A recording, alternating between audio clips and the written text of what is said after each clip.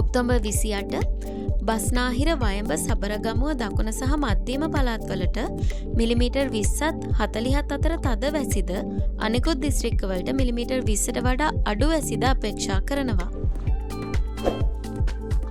October 29 මධ්‍යම පළාතේ සමහර ප්‍රදේශවලට මිලිමීටර් 40ත් 70ත් අතර අධික වැසිද බස්නාහිර ඌව වයඹ සහ උතුරු මැද පළාත්වලට මිලිමීටර් 20ත් 40ත් අතර තද වැසිද අනෙකුත් ප්‍රදේශවලට මිලිමීටර් 20ට වඩා අඩු වැසිද අපේක්ෂා කරනවා.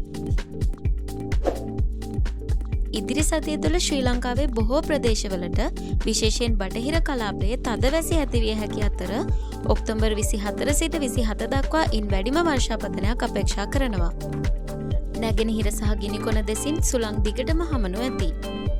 ඔක්තෝබර් 26 සිට 29 දක්වා දිවයිනේ ප්‍රදේශ කිහිපයකට විශේෂයෙන් බටහිර සහ නැගෙනහිර කඳුකරයේ සැලකිය යුතු වර්ෂාපතනයක් ඇතිවිය හැකි අතර 29 වන දින මධ්‍යම පළාතේ අධික වර්ෂාපතනයක් අපේක්ෂා කරනවා. අනෙකුත් බොහෝ දිස්ත්‍රික්කවලට සාමාන්‍ය වර්ෂාපතනයක් අපේක්ෂා කරනවා.